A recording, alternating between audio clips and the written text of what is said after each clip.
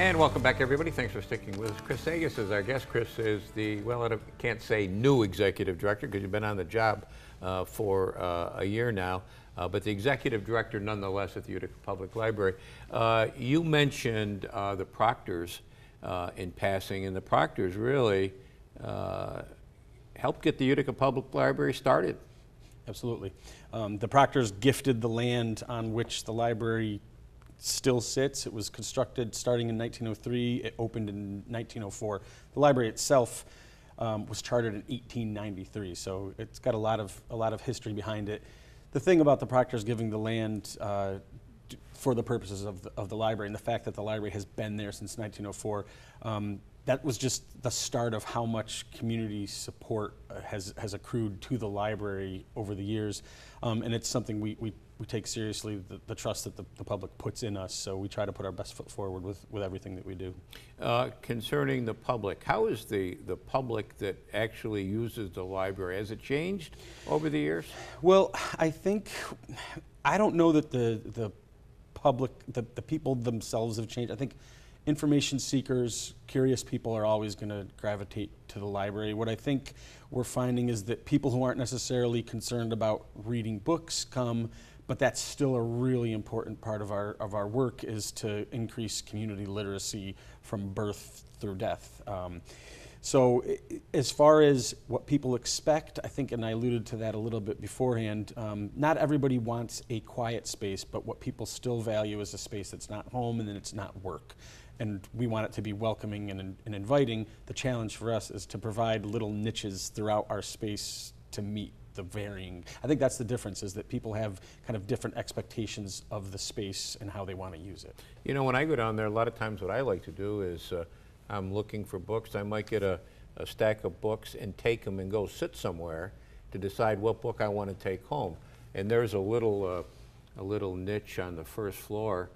There's a chair there. I just go there and sit and read. Yeah, and look out the window. Yeah, exactly. And so many people who do come in, and I've met them over the course of the last year, talk about when they were children. They would come and sit by the window and read a book for hours. Mm-hmm. And the people who come back in, the cool thing about people who haven't been back in a while, when they come back in, they still look at it in awe and they say, wow, I haven't been here in XYZ number of years, but it still looks beautiful. It still looks amazing. I have so many memories of this place, and it's cool that it's preserved. And it's also a functioning, working, busy library. Well, you know, I can remember, I mean, everybody has landmarks in their life. I remember what a big day it was for me when I got my library card. It was a big deal. Yeah, and it's still, we still put a lot of importance on that first moment where kids do get their cards. We make it a special event. We have some great youngsters. We have a number of youngsters this summer from a variety of programs. Two young scholars just came in. They're essentially crafting these gift goodie bags to give out to kids when they get their first card. Oh, so nice. we want to make it seem like a special event because it is a special event. The building itself, what kind of shape is the building in?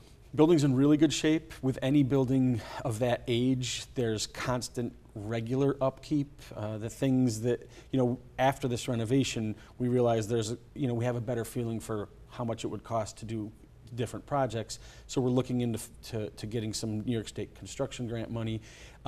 It's I've said before, the bones are really solid. It's an old building and it's big and it's expensive to heat and not as expensive to cool, but we have to cool buildings, although not this year, more often than we used to as well. So, but it's in good shape. Yeah, it's very solid. Well, one of the things that I know cost a lot of money, it was done under Darby O'Brien's tenure down there, was new windows. Yeah, the new windows, and Darby actually, through one of our recent conversations, I believe that Sherry Bowler was instrumental in getting some federal funding to make that happen, and the windows are, there are so many windows in that building. We couldn't have done it without that funding. So yeah, that was another great project that happened. What about genealogy? The genealogy room, I don't know if it's still the genealogy room, but there's a tremendous interest around here in genealogy. Yeah, it's one of our, it's something we want to do more with. We're looking at ways of kind of amping up the services we do offer. We constantly get requests from all over the country, people wanting an article about a baseball game in 1933 between this team and that team. But we get a lot of the, I need an obituary, or my relatives lived here, can you help me figure out where else they lived in Utica? So it's right now, I wish we had more staff. I wish we could open that room more often. We have some great dedicated volunteers who are really, really good and committed to getting the information that people are looking for. But we see that as a growth area for us in the future, for sure. What's in that genealogy room? We have the Vital Statistics Index, which is something that the library purchased. Usually there's a initial fee that people have to pay to get the information that has. They don't have to do that. We also have some computers. We have Utica city directories dating back into the early 1900s, maybe even earlier than that. And that's the precursor to the phone book, where you can see who lived at what address. Really cool resource that not a lot of people know about.